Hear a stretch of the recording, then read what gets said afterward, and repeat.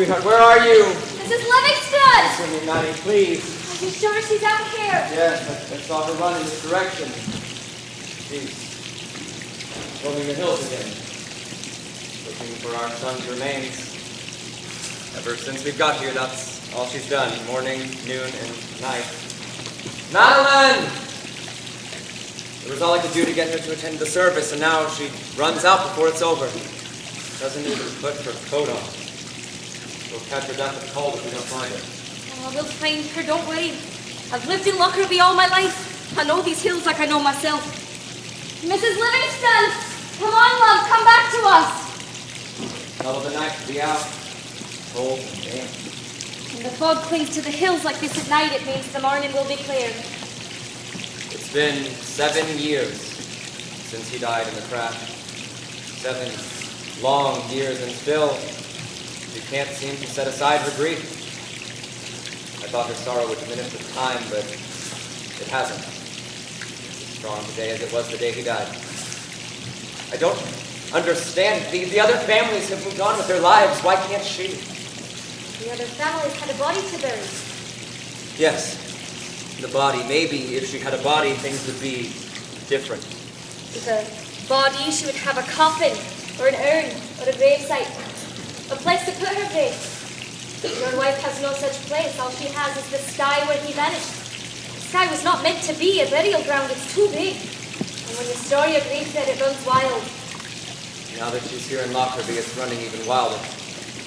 Must be these hills. They have a strange sort of power, don't they? Yes, they do. Beauty. It's funny, beauty is the last thing I expected to find here in Lockerbie. This is the first time we've come out here. I always thought that bringing her out here would make things even worse. And it has. I don't know, maybe I did the wrong thing by bringing her here. I just thought that maybe if she attended the service on the anniversary and met the other families, then maybe she'd stop weeping. She's been weeping for 7 years. She can't stop, or won't. Our friends have given up. They don't call or visit anymore. Their patience is worn thin. Mine is worn thin. I didn't know it was possible for 2 eyes to cry so many tears, but it is. I've seen an ocean pour from her eyes. There is no greater sorrow than the death of a child. No, there's not. He was our only son. He was 20 years old. Adam Alexander Livingston. You know his name. Everyone in Lockerbie knows the names of everyone who died. Everyone in Lockerbie is very kind. You are very kind, Mrs. Allison. I just wanted to thank you for coming out here with me. I'm at my wit's end here.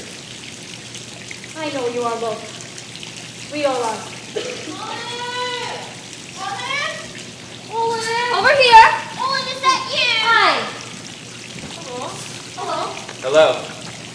You're Mr. Livingston, aren't you? Yes. Are you all right? Oh, I'm fine, thank you. It's my wife that's the problem. Have you found her?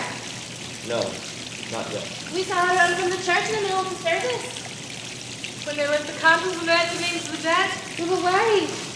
We saw her roam in the hills yesterday too and the day before. Can we help?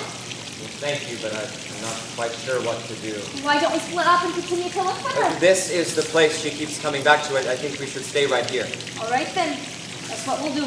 Olive, we just got word from Hetty down at the warehouse. What's the news? The mayor got out of the meeting with Mr. Jones. He didn't succeed. Has Mr. Jones announced what he's going to do? No. But he revealed his plans to the mayor. Olive, he's going to burn the clothes. Burn the clothes? Yes. Everything on the shelves of sorrow will be incinerated at dawn. It seemed like this was going to happen. Now that the investigation is over and the evidence has been collected against the terrorists, they're going to burn the clothing of the victim. I didn't know there was any. There's quite a lot, actually. Over 11,000 articles. Why is Mr. Jones going to burn them? Government procedure, love. Blood and fuel contamination, told the mayor. But wouldn't have Lockerbie have petitioned the American authorities in Washington? Release the clothes to us. want to wash the clothing and return them to the victims' families. Some families may not want them, you know. I know that I, for one, wouldn't want them. They just bring up old things that are better left alone. Each family can decide for themselves. Besides, it's something that we must do. Not only for the families, but for ourselves. We need to give love to those who have suffered. You do? Why? So, evil will not triumph. That's very kind of you. Not really. We just do what we want to. What we would want others to do for us. When evil comes into the world, it is the job of the witness to turn it to love. Aye. We were the witnesses. We are simply doing our job, but your government has not been very responsive, I'm sorry to say. They sent a man from Washington, Mr. Jones. George Jones. To shut down the warehouse, but he won't return our phone calls. He's too busy to bother with us women. He didn't even attend the memorial service. He's only been in Lockerbie for 2 weeks. He doesn't understand the situation here. He didn't see the destruction. What can you do? Aye, what's the next step? In 8 hours the clothing will be burned. Don't worry. Hattie and I worked out a strategy this morning. Hattie is the cleaning woman in Mr. Jones' office. She's one of us. She's going to accomplish a plan. And don't can help. Allison, I hate to keep you here with me. It seems you're here in town with more important matters. No, it's best that I work from behind the scenes. If Mr. Jones gets wind that Olive's around, he'll call in Scotland Yard. The day he arrived in Lockerbie, she cornered him in the market. And when he tried to get away, she grabbed his arm and started to yell. I didn't yell. Olive, dear, you yelled. I spoke forcefully, with great conviction. You Right. terrified that poor man. He wouldn't listen to me. Olive's going to stay in the background tonight. Jittles don't belong on the front lines anyway. I need to be here with you. Your wife, struggle with grace is a struggle with no shame. It is that you tear us apart too. It does. Right. Maddie! Is that her? Yes, Maddie, over here! Adam! Oh, poor thing. Look how she wanders, her spirit broken. It breaks my heart to see her. She's like a tree that's been struck by lightning. Split down the middle with grief. Maddie, over here. He's here, Bill. Adam is here. I can feel him. Maddie, put your coat on. When I walk over these hills, I can feel him. Well, good. If only I could find some part of a bone. The bone from his chin. I would know it if I saw it. He had such a strong, firm chin. Oh, what I would give to talk to him. Even if it was only to say, pick up your socks, and hear him say, Mom. Remember how he would do that? He would roll his eyes and say, Mom. Yes, and I remember how mad you got when you did that. I never got mad. You always got mad. You would shoot him a look and say, don't mom me. Maddie, where are you going? To find him. You won't find him, Maddie. There was nothing to find. The bomb went off in the compartment under the seat. Everyone in that part of the plane vanished. You know that. There's got to be something of him somewhere. Maddie, please, come back here. Sir Livingston, you can't raise him with grief. It has no ears to hear you. Let her walk the hills and tread her grave into the ground. Do you think you should go with her? And do what? Walk the hills. Tread the ground all yourself, If perhaps. I do that, I will just make matters worse. All right, then. We'll stay nearby and wait for this to run its course.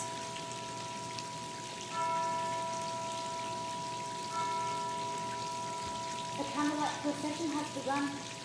They're walking to the town square for all night vigil. Some are going up to Landfill to take the stone wall. Used to be we would celebrate on that wall, remember? Aye. The solstice. The winter solstice. Every December 21st, we go up there and light this big bonfire. Wait for the return of the sun. And when it appears, we pop the cork and toast the coming of spring. Things are different now. December 21st is no longer a day of celebration. It's a day of mourning. Aye. A day we pray for the dead. Maddie, the solstice isn't something we celebrate in New Jersey. Why? Because we're in the middle of Middle. the earth, away from the extremes of darkness and light. Your wife. What is she doing? Talking to herself again. Been doing that a lot lately. Come home from work and find her sitting at the window just talking to the sky. And at night, she wanders the halls talking to Adam as if he were in the room. What did she say? It was over and over the moment she heard the news, over and over the moment of his death. Like she's walking these hills now, but with her words going over and over the same ground. Great piece of talk. Well, I've stopped listening. I can't take it anymore. Why not talk to her? Maybe she'll listen to us? And let us listen to her. We haven't heard her story before. What a hope for you, listen to us. Do we maybe we can find something in what she says that can help her? By all means, I'll give anything a try. Mrs. Livingston, may we talk to you? You want to talk to me? You want to talk to the crazy lady, huh? Maddie, please! That's not why we're here. It's all right if it is. It's all right, too, if you think I'm crazy. Because I am. We don't think you're crazy. I'm roaming the hills looking for my son's body. Only a crazy person would do something like that. Or a mother. I'm not a mother anymore. Mrs. Livingston. Talk to us, please. Tell us your story. Tell us where you were, what you were doing, what happened. We need to hear it. And we need to tell our story, too.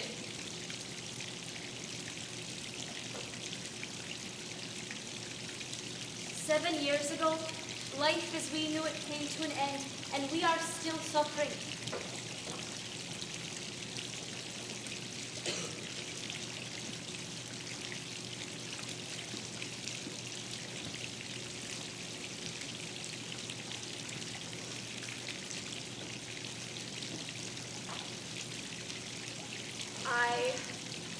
I was in the kitchen,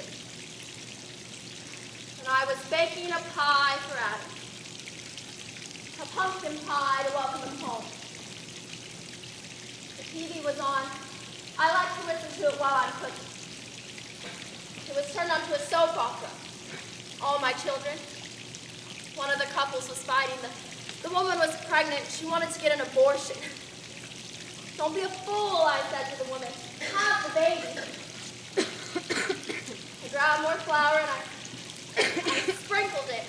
And I rolled up the pie crust. I rolled it out once in each direction like this. The way my mother had taught me. And then suddenly Ted Koppel came on the air. I knew immediately that something was wrong. You only hear Ted Koppel's voice at night, never during the day. And he said, We interrupt this program. I thought, oh dear, something awful has happened. And what a shame, so close to Christmas. I grabbed more flour, I sprinkled it, and I rolled up the pie crust, and I heard Pan Am 103. the pie dough was sticking to the rolling pin. Pan Am 103 was last seen in a fireball over Scotland. I doubled over, and I sunk onto the kitchen counter, and my face pressed into the pie dough, and it was cold on my nose and cheeks. I couldn't stand up. I groped the counter for something to hold on to, but my arm hit the flour bed and it crashed to the floor.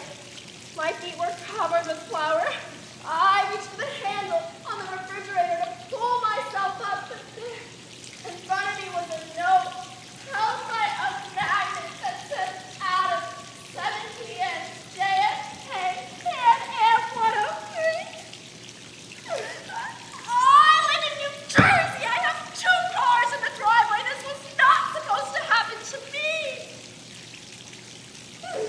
You think that the worst can't happen? You think that it won't? Then one day it does. The poor soul on television is suddenly you. When the faraway disaster lies in the flour that falls on the kitchen floor.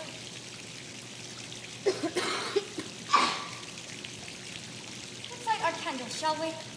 I brought them from the church. We'll keep our vigil here in this place where your son died.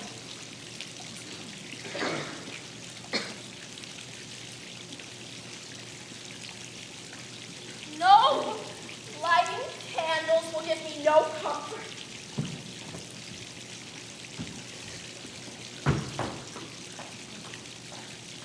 I could use the comfort of a candle. I could too.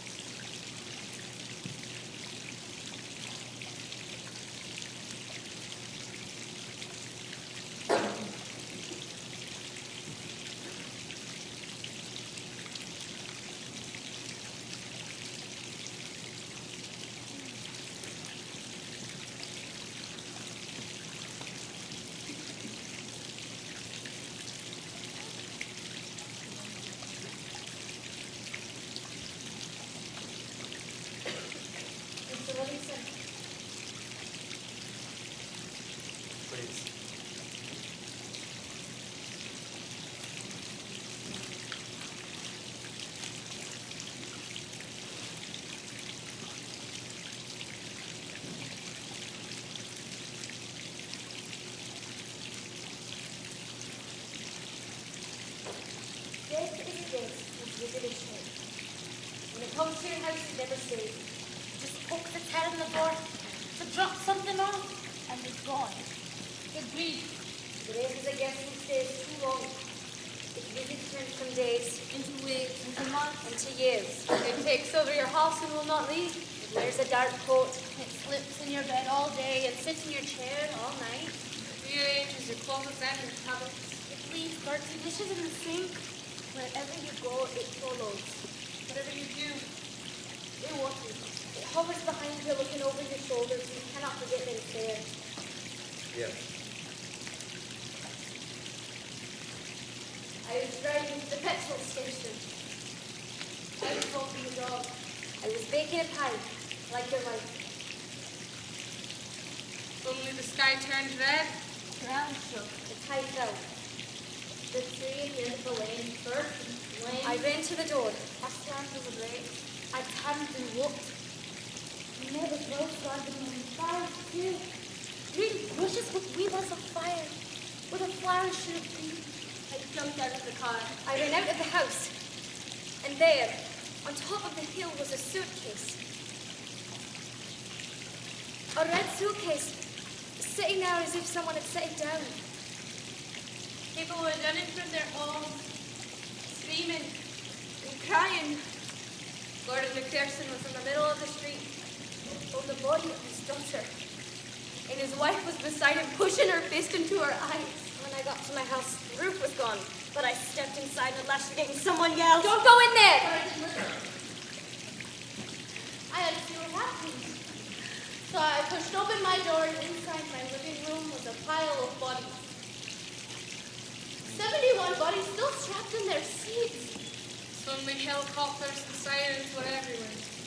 And down on Lockerbie Lane, Christmas carols were playing. And up above, letters from mailbags fell from the clouds. They drifted to the ground because of the trees like snow. We saw the wreckage, the things they couldn't show on TV. We saw the bodies. And the body parts. Threw like a litter along the streets. We saw the faces. God, the faces. The faces of the dead. It's the faces that haunt me the most. From what I swear when it happened. Their faces were fearful. Some were awake. Their faces were frozen with horror and invisible way. They knew. Yes, they knew. You could tell they knew what was happening. We live in Lockerbie. Lockerbie, Scotland. A tiny little town with rolling green hills. north of the Solway Firth in the Dumfries region of the Scottish lowlands. Where the Annan River meets the Kinnell and the Moffat. But not exactly. No, not exactly. We're off the side of it, off the beaten path. Far away from the troubles of the world.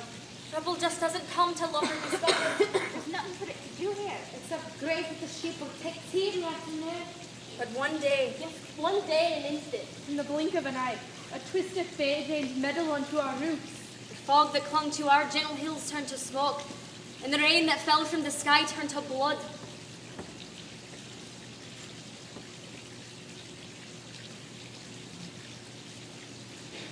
Mr. Livingston? Are you alright? We've upset you. No.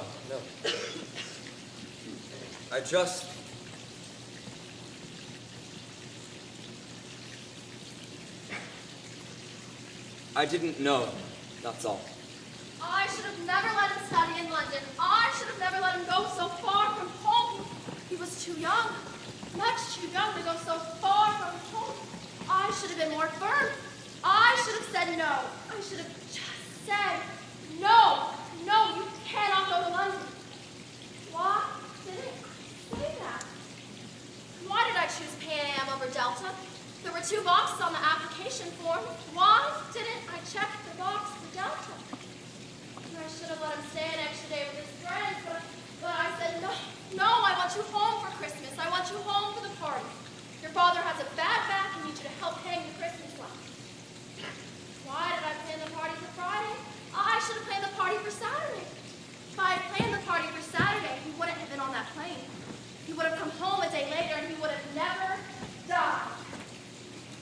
Yes, if I would have planned the party for Saturday, he would have never died. We couldn't have the party on Saturday. Remember, Saturday was Christmas Eve. You You can have a party on Christmas Eve. Yes, but we never did that. He could have flown on Delta. You didn't like I Delta. could have said no. No, you cannot go. Or I could have said yes, yes, you can come home whenever you want. You let him go because you loved him. And you brought him home because you missed him.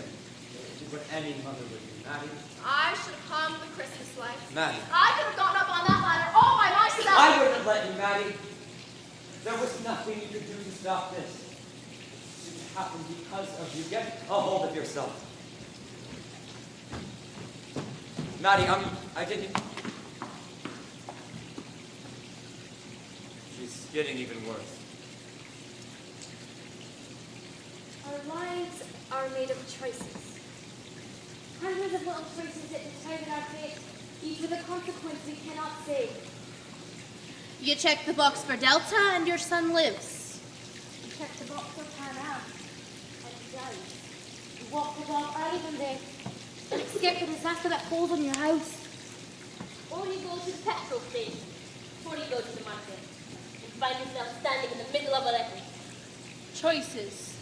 But little choices that create such big results. You duck into a doorway to get out of the rain and meet your future husband. You take the train one day instead of the bus. Be a long walk where you haven't taken yet.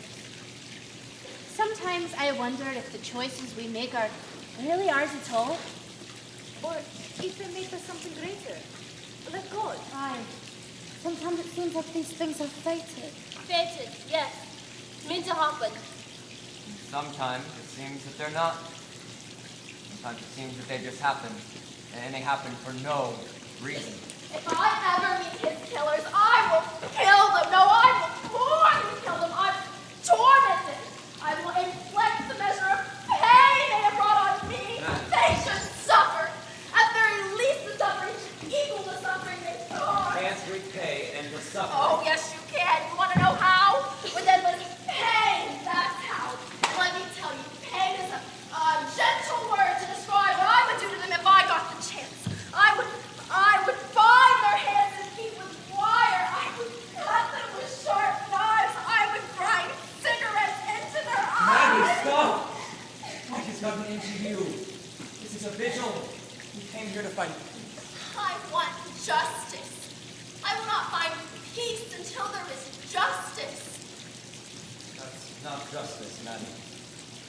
That's revenge. Jose, kill your son.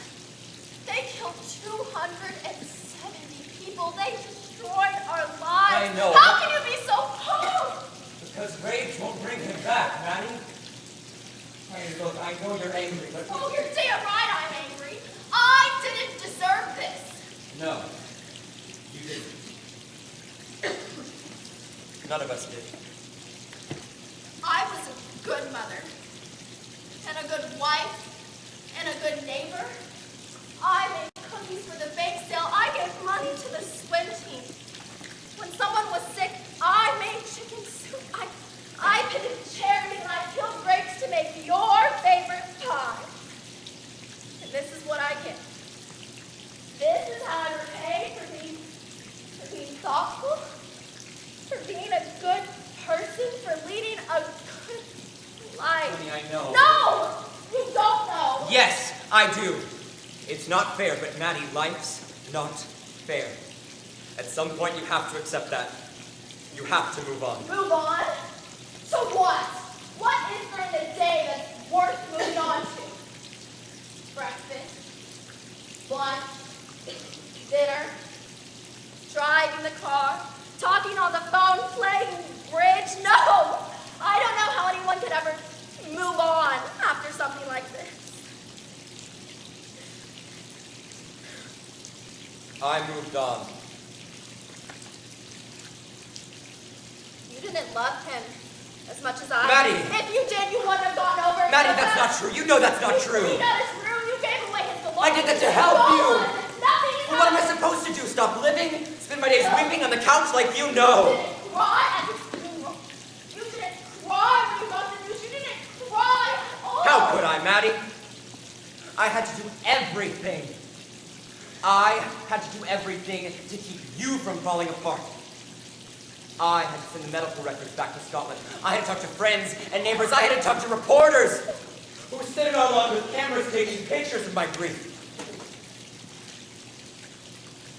I even had to take this Christmas present back to the mall because you couldn't stand the sight of seeing them under the tree. Do you know what that was like, Maddie? Can you even imagine it? Try. Try to imagine just for a moment. What do you say? What do you say to the 16-year-old schoolgirl who stands behind the counter at JCPenney's and smiles to you and asks, "Why are you returning this letter, sir?" You tell her. What do you say? You tell her it was her first job. Her face was round and soft, and her hands were still chubby like a child. I just said, "My son has..." I can't tell her.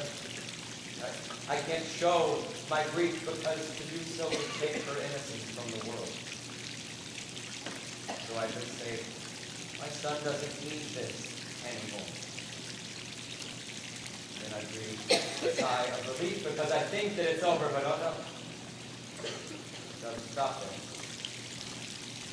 Yeah, would you like to return this for something else? Would I like to turn this in for something else? Oh, God, what I would do to turn this in for something else, but I say no. No, thank you. Your store doesn't have what I want or need right now. Give me the credit, please. And then I go to the next store to return the knife. And to the next store to return the pajamas. And the next store to return the bike helmet, the bathrobe, and the blue jeans. I go to 6 stores before the day is through and have that same conversation in every single place. He's right. I didn't show my grief. I couldn't. I had to keep myself numb just to get through it. And still, it's like... Maddie?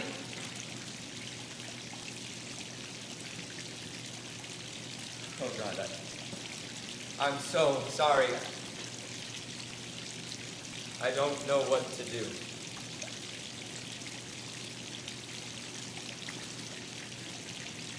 The dark forest leads to an open field.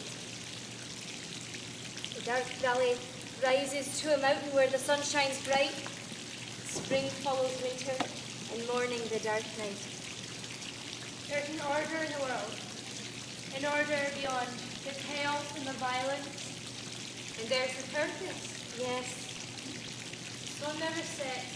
We would find no beauty in the sunrise. If the night was full of light, we would never see the stars. And if faith would never pierce our hearts, we would not know the power of love. These things happen for a reason. Though the reason is never made fully clear.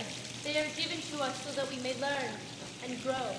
When no one is given a burden they are unable to bear. You have to trust in this. Yes.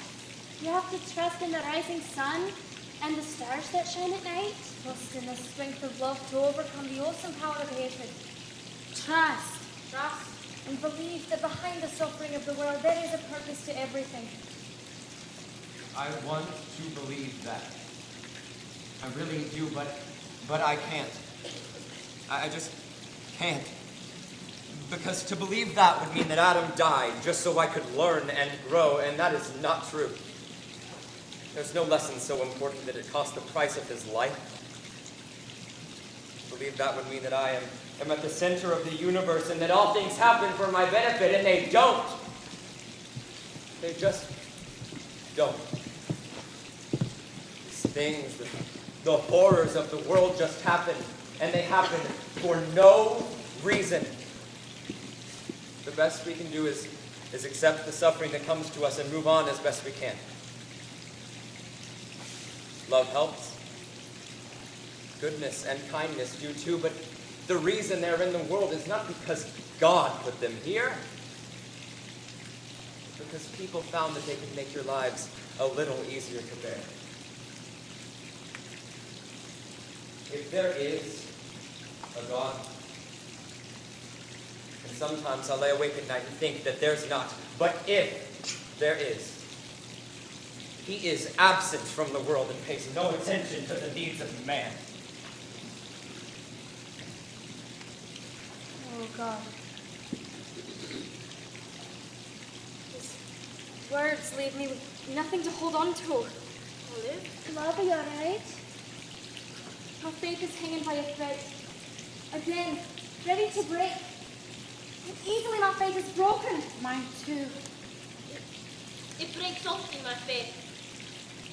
I lose it at night when I'm lying in my bed. I lie awake at night too. But in the morning, when the first rays of sun hit my window, it's restored. Within the night. God, the night. Night comes again so quickly, doesn't it? Funny, the world won't let you keep your faith, but it won't let you lose it either. No. No. So, what do you do? Well, I bet scones. I clean the house. My house has been spotless for the last 7 years. I always take extra so I can give it to other people.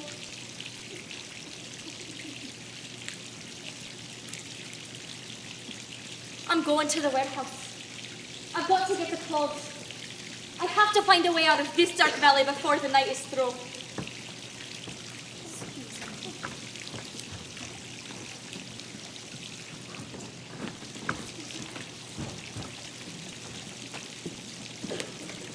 Move!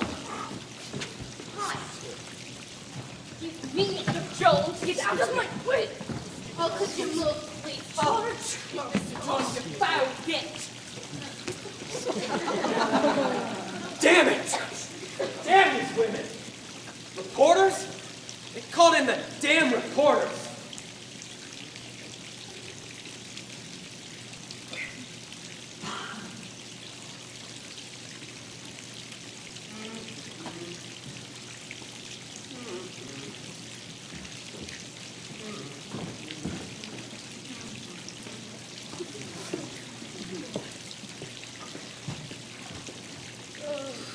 Hi, you're a fool. You grabbed your mop, but not your coat.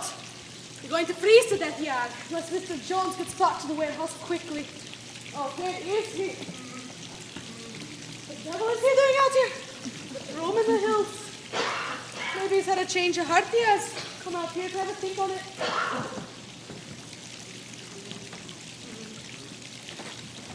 Hattie? Hattie! Just cleaning up a bit, Mr. Jones. Hattie was mopping the grass. Aye, it's gotten muddy sad from the rains. I thought if I attacked the problem at the source, I could cut down on the mud getting trapped into your office floor. You followed me out here, didn't you? Why, Mr. Jones, I would never think of doing such a thing. You've been spying on me ever since I got here. Always swishing your mop outside my door, listening to my conversations. I swish my mop to clean up the mud you get trapped into your office floor, sir. Do you remember the oath that you signed with the American government, Hattie? Oh, sir. The paper you signed when you took this job? Aye, I seem to recall some paper. In that paper, there was a provision for spying. Do you remember that provision, Hattie? No, sir, you see, I don't because I don't read. No. I'm just a cleaning woman. All I know how to do is mop floors. Then what are those books you've always got in your pocket? Books?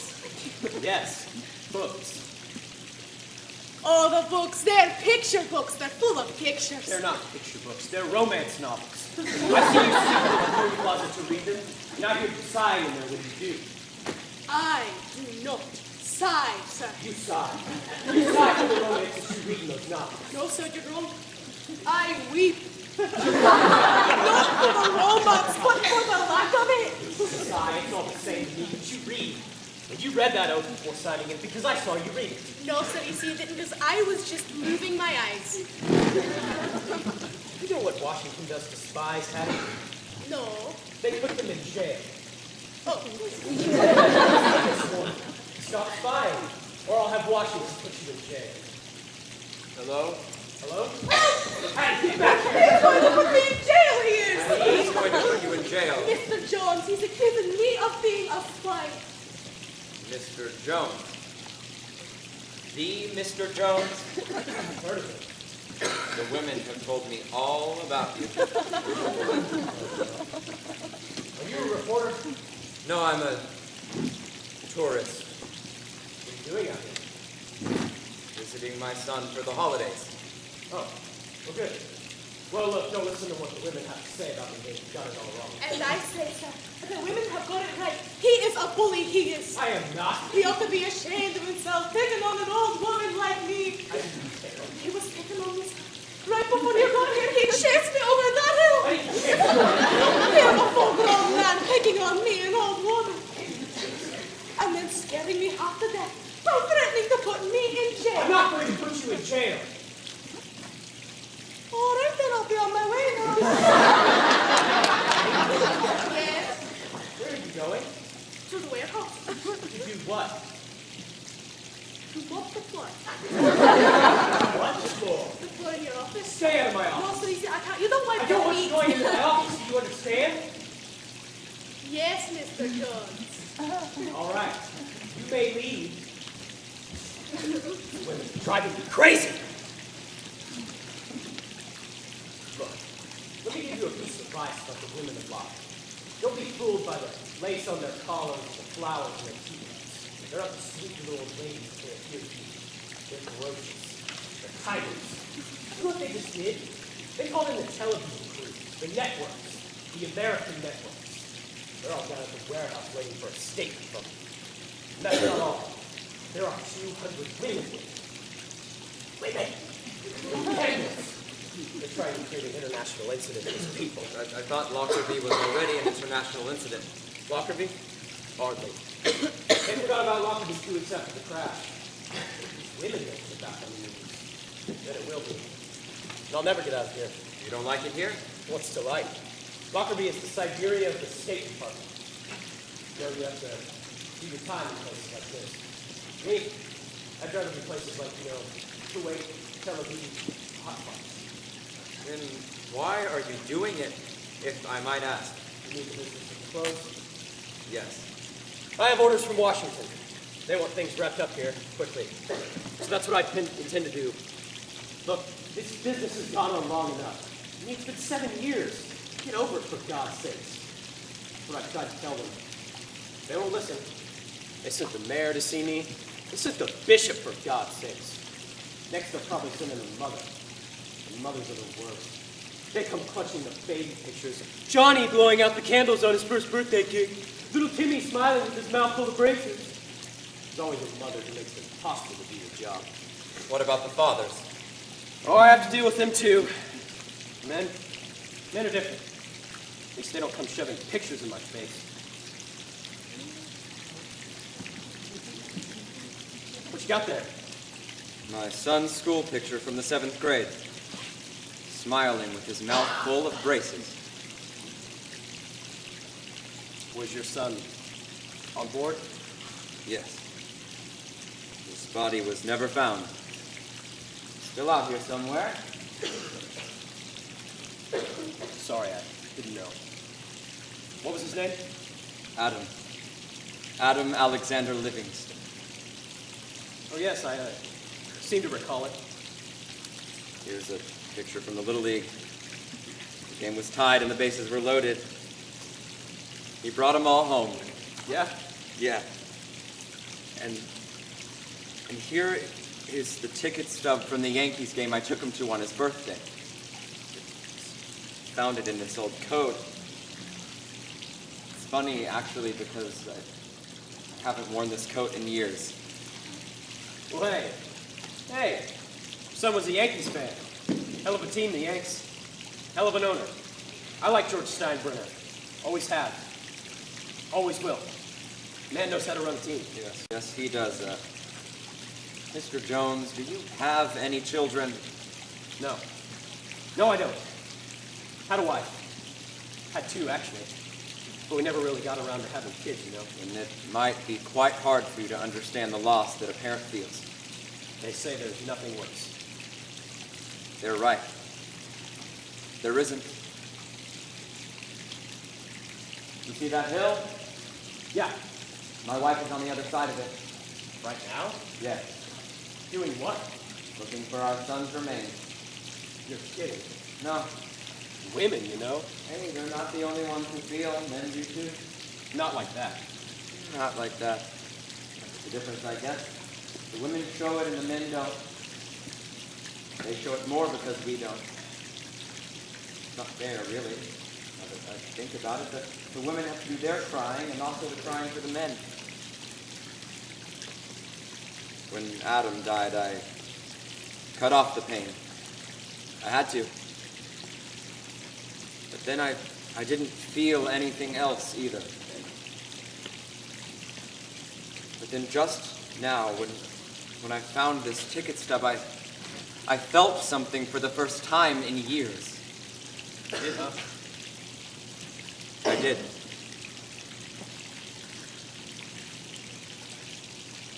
Mr. Jones, these clothes aren't just clothes. They're not things. They have life.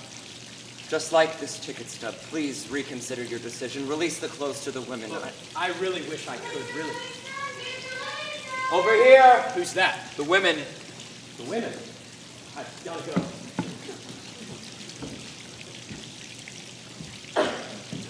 Mr. Jones! Mrs. Allison! Hello! Hello? What are you doing out here in the middle of the night? Could ask the same of you. Yes, I suppose you could. So, what are you doing here, Mr. Jones? Getting a little fresh air, ain't you? I'm looking for you. Oh. Well, if you'll excuse me, I've got to go. Mr. Jones, I've got an appointment. in the middle of the Yes, as a matter of fact. 2 o'clock in the morning, Mr. Not Jones. Washington, Mrs. Allison, so if you'll excuse me. No, I won't. Well, I'm afraid you'll have to. I need to talk to you. I'm a busy man. But Mrs. I'm a Allison, busy woman. you certainly are. You've been busy tonight at any rate. I have something very important I need to discuss. Well, as far as I'm concerned, there's nothing to discuss. Why are you afraid of me? I'm not afraid of you, Mrs. Allison. Then why are you running away? I'm not running away. I'm simply in a rush to get back to the warehouse, if you must know, to discuss the situation here. What situation? You know very well what situation. There are many, Mr. Jones. I'm talking about the circus going on down at the warehouse with the reporters and the women with the candles. Very well done, I might add. But it won't work. I didn't create that situation, you did. I did nothing of the sort. You think you could burn the clothes and not have anyone notice? I didn't think it would turn into an international incident like that. If you release the clothes, it won't be. I won't be bullied, Mrs. I'm Allison. not bullying, Mr. Jones.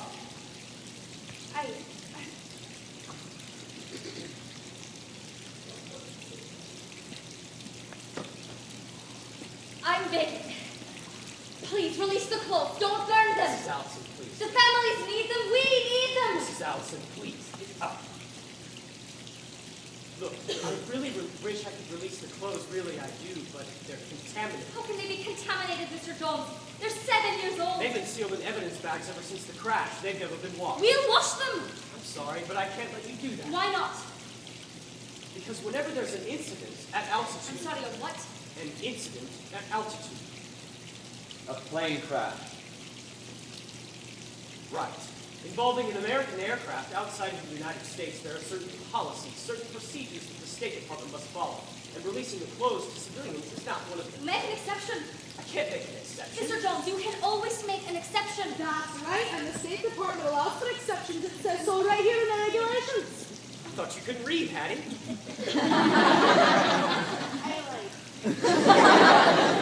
Look, the regulations don't apply here. This is a foreign policy matter. Every action here must be weighed according to a whole different set of criteria and justified. That's no problem, Mr. Jones. We've got the perfect justification. Oh, you do, huh? We do. And what's that? Love. Ladies, I can't use love as a justification. Why not? Because love isn't a good enough reason. There is no better reason than love. No, that's my boss. I will when it hits. Look, you're getting way too caught up in your emotions to see the big picture here. Try and picture my perspective for a moment. I have a responsibility to reduce the trauma that has already come to this community and to look out for its welfare, for your welfare. The Scottish people are quite capable of looking out for our own welfare, Mr. Jones. We don't need you or the American government to do that for us. This is why no one likes Americans, sir. You think you know what's best for everyone. This is Scotland. The American government should have no say what happens over here. The bomb was an attack on the American government, ladies. We have everything to say about it. Look, you have no idea what you're asking for here. Let me spell it out. The clothes are contaminated. They're covered in blood.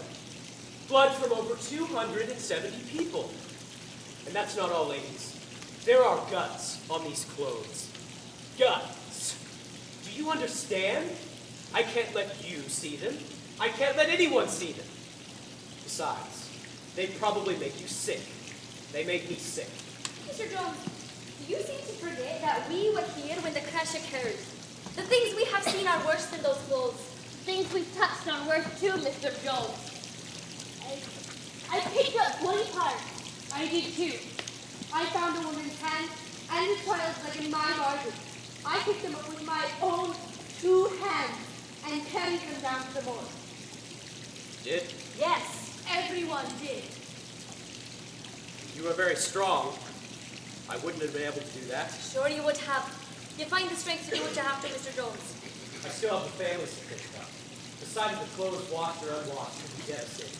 Why don't you let the families decide that for themselves? I don't want to open up old wounds. You won't, Mr. Jones. You'll heal them.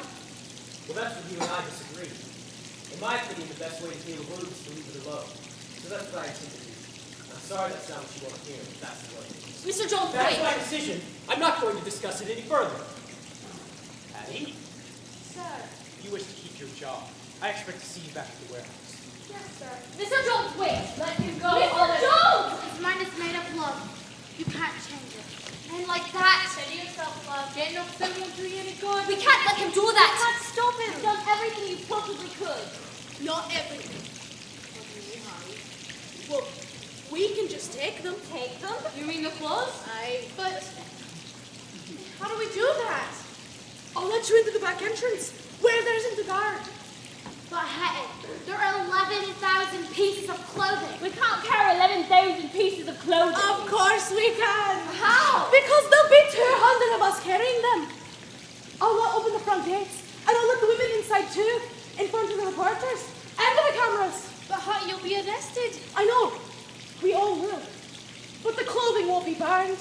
Not if the telly is showing pictures of 200 women going off to jail for wanting to do the laundry. You're right. Come on, let's go. Wait, will you stay here? What? We need you here to talk to the reporters. Ah! We've got to go. Hey, wait. We don't have much time.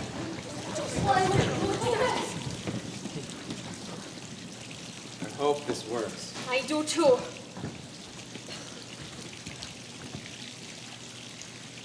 They're gone. Gone. They've lit their candles and they've gone back to town. They've forgotten you, Adam. Just like the world has forgotten. But I remember. These hills remember too. Look how black they are. Even the moon won't shed its light upon them. The water's black too. How quickly you pass. One moment here, the next there. Here, there. What is she doing? Jumping Here. back and forth across the stream. There. Living. Dead. Living. Dead. Dead. Dead. Dead. What is it like to be dead? What is it like when you've crossed the line and you've gone to the other side? What were you doing when it happened? Were you drinking a Coke or eating your peanuts? Or were you talking? Having a nice conversation with a woman sitting right beside you? Mrs. Corcoran. Yes, Doris Corcoran was her name. She was a teacher at Syracuse University. What were you saying to her? Were you talking about London, Christmas, college? changing your major to math. What did you do the moment it happened? Did you grab Mrs. Corcoran's hand, or did you hold on to the armrest, or did you close your eyes and pray? Or did it happen too fast for any of that? What happened next? Adam, what happened next? What did you do? Where did you go? You must have gone somewhere. You must have gone to some place. Maddie. Adam? I thought you were gone. No, we're here. Leave me alone. I found something of Adam's. You did? I did. What? The ticket stuff from the Yankees game I took him to on his birthday. Where'd you find this? In the pocket of this old coat. Where's the other ticket? There should be two, not just one. I only found this one. This was in your coat. It's not Adam's. It's yours. I don't want anything of yours. I only want something of Adam's. My God, you are stubborn. Let go of Why me. you hold on to your grief so This is hard? the only thing I have left to hold on to. Yeah, hold on to I me. don't want you. Don't turn your hatred toward your husband, Mrs. Livingston. You stay out of You this. know you've got left. Who are you anyway? I don't want your help. You need help. You have no idea what Yes, I do. Go away. No. This has nothing to do with you. You have no idea what Yes, I've I been do. through. You didn't lose a son in the No, crash. it's a door and a husband. Your son's playing on my farm and killed my family. My daughter is dead. My husband is dead. A plane full of Americans killed everyone I love. I hate Americans. You started this whole thing, you know. You bombed that passenger jet in Iran. You shot down a plane full of innocent people. Lockerbie was an revenge for that. You probably didn't even know about it. You were too busy baking your pies and driving your big cars and living in your big houses to pay any attention. You Americans, a bunch of cowboys galloping through the sky dropping bombs. I hate you. I hate you for this. I hate you. I hate you.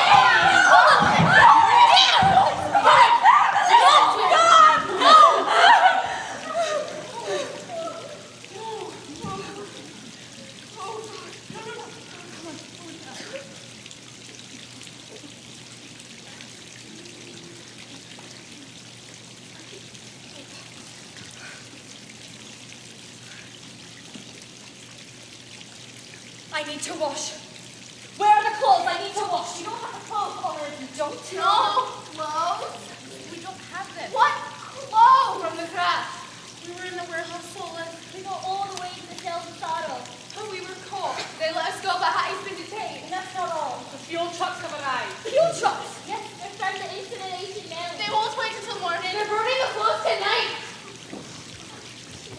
Mrs. Livingston. Where are you going? Wait, Olive. Olive, let me with you. No. But Olive. No. Mrs. Livingston, what's going on? What happened? Where are you going? Back to my hotel to get my things. I'm leaving. Why? Your wife will need you when she gets back. No, she won't. My wife doesn't need me anymore. She doesn't love me anymore either. In fact, she hates me. And what's worse, I hate her too. That's only natural. Natural. To hate my wife? You have to hate someone.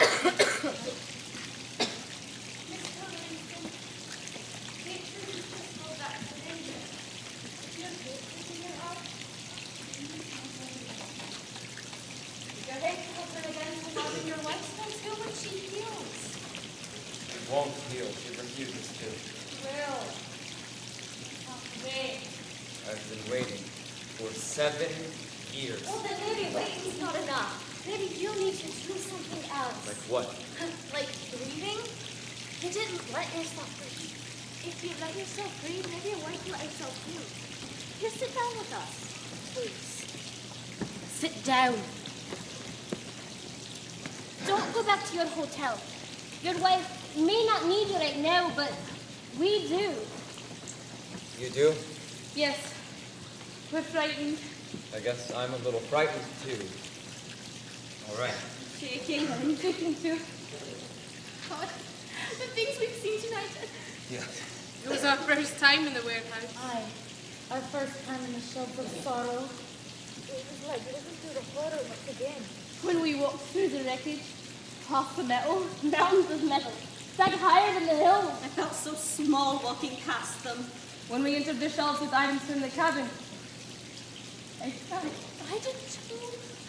When I saw the seat cushions covered with blood, and the pillows, and the blankets, And the trays from the sea bags piled neatly in a stack. How neatly everything was stacked in the shelves of sorrow.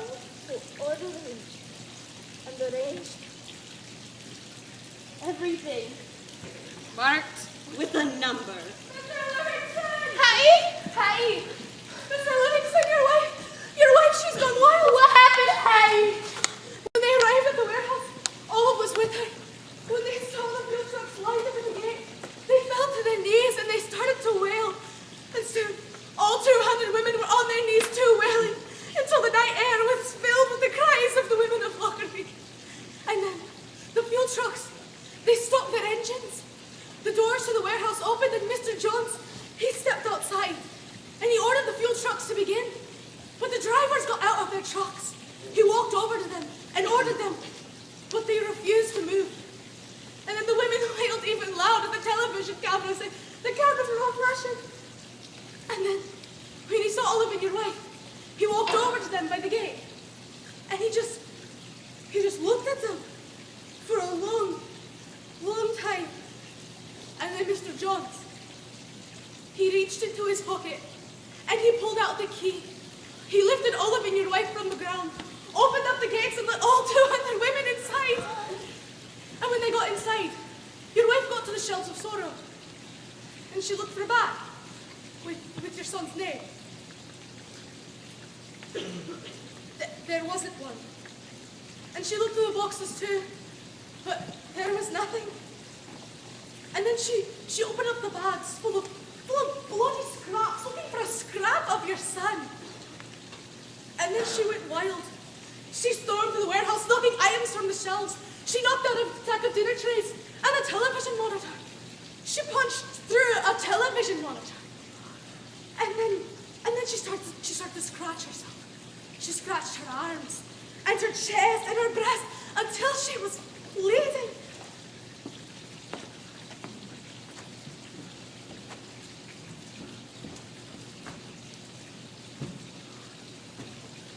There's nothing of Adam on the shelves of sorrow.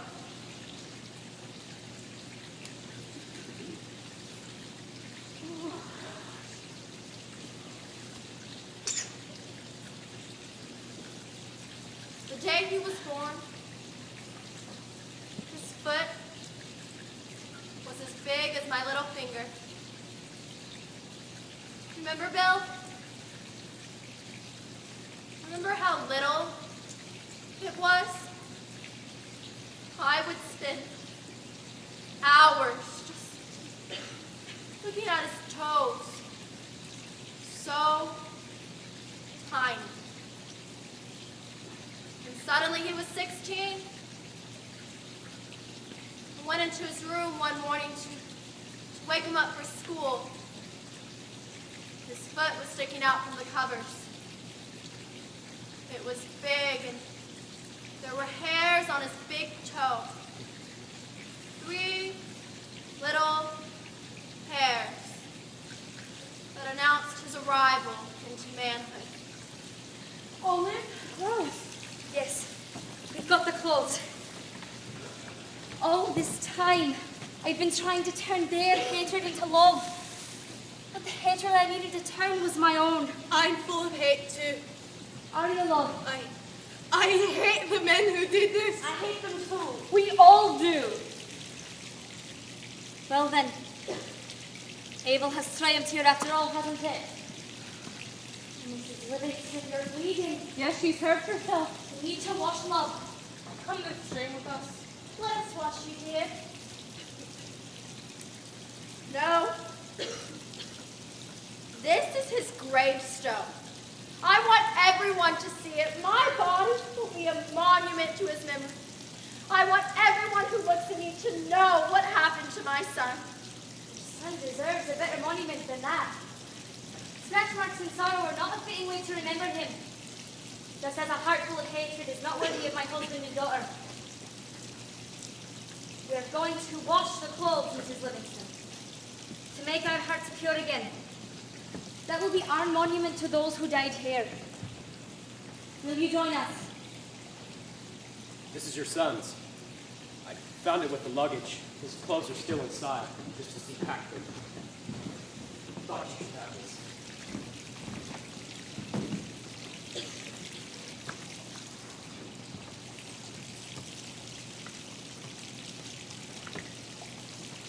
You want to open it, Bill?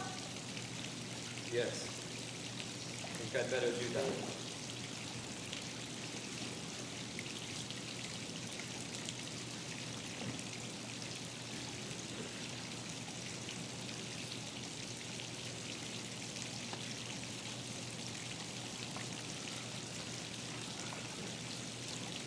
Have you looked? It's the t-shirt he always slept in. Look at this thing full of stains and holes. I told him not to take this to London. He must have snuck it in his suitcase when I wasn't looking. Look. Inside. His name. You always wrote his name in everything. He always got so mad at me when I did that. It's the t-shirt he got in London.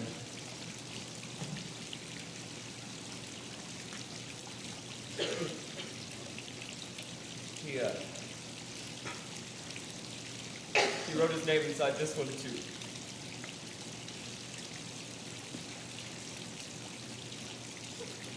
So if you'll excuse me, I've got to get back to the warehouse. There's a conference call with Washington. I have to somehow salvage the situation. Mr. Jones, Yes, Mrs. Allison.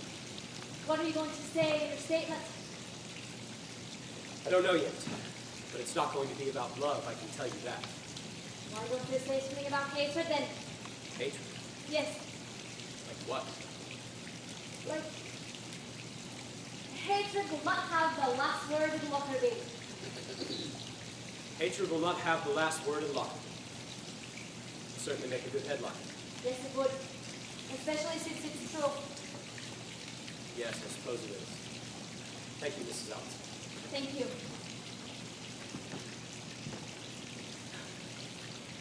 Ladies?